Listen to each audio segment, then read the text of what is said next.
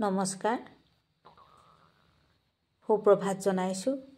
মই ধেমাজি জিলাৰ দীপালী হাজৰিকাই সুদূৰ কৰ্ণাটকৰ মহীশূৰৰ ভাষা সাহিত্য চৰ্চা পোহৰ জোনাকী মঞ্চলৈ আন্তৰিক শুভেচ্ছা জনাই মোৰ অগ্ৰদূতত প্ৰকাশ পোৱা এটি স্বৰচিত কবিতা পাঠ কৰিবলৈ ওলাইছোঁ।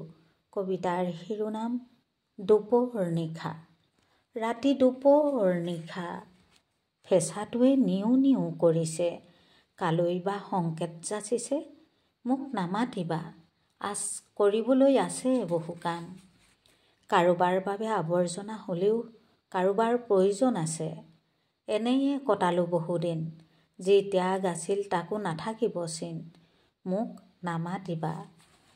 আন্ধাৰত জোনাকী পৰুৱাই আহাৰ বিচাৰে, ময়ো বিচাৰোঁ, মোকো লাগে ক্ৰোধৰ মাজতো অকণমান স্নেহ, মোক নামাতিবা।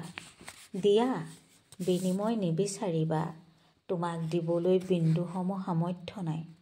ওহ, আকৌ ফেঁচাটোৰ নিউ নিউ ক্ৰোধৰ সংকেত, কি যে বুকু ভঙা শব্দ, নিগৰিছে অশ্ৰুৰ নৈ, কেনেকৈ বুজাম তোমাক ভগ্ন হৃদয়। সপোনত সাজিছোঁ দিঠকত ভাগিছে, পাৰিমনে গঢ় দিব কল্পনাৰ ঘৰ, মোক নামাতিবা। নমস্কাৰ।